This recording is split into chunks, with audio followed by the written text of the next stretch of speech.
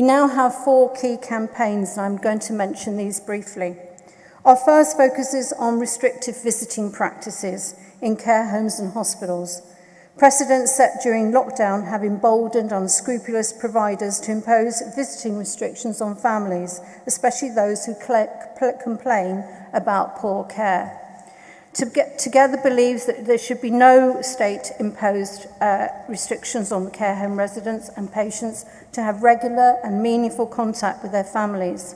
The visiting restrictions imposed during lockdown inflicted untold harm on the elderly and vulnerable, many of whom died prematurely as a result. We must never again allow the state to limit our family rights and freedoms. Our adult social care team is working with other groups to investigate and expose social service and CQC failings. We are particularly concerned about the insidious growth of state overreach in family lives, especially since lockdown. It is not the role of the state to dictate where and how our relatives are cared for, or force them into institutional care against their will. We are also working with other groups to gather evidence to expose the abuse and neglect of residents in UK care settings and the failure of the Care Quality Commission, the CQC, to bring failing providers to heel. We are in the process of drawing up a social care policy document which will outline what good care could look like, how it could be led, democratised, resourced and funded. An ambitious project we hope to complete by the end of this year.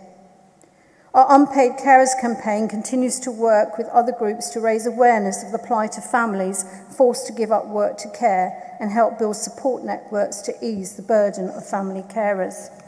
Finally, we have a dedicated group working to expose the barbaric NHS protocols and practices that were responsible for thousands of deaths among the elderly and otherwise vulnerable during COVID.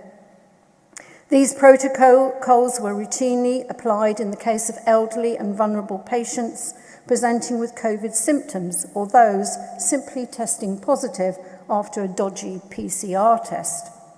These protocols, the use of which was evidenced in witness statements to the Scottish COVID inquiry, in many aspects mirror the notorious Liverpool care pathway outlawed in 2014. Sadly, these practices continue and are becoming normalised in many hospitals.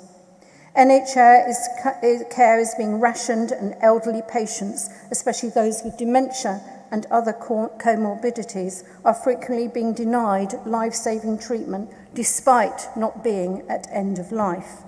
We are working with other grassroots groups to campaign for an urgent review of end-of-life protocols and are currently drawing up guidelines for families with advice on how to navigate the system and advocate for vulnerable relatives who end up in hospital.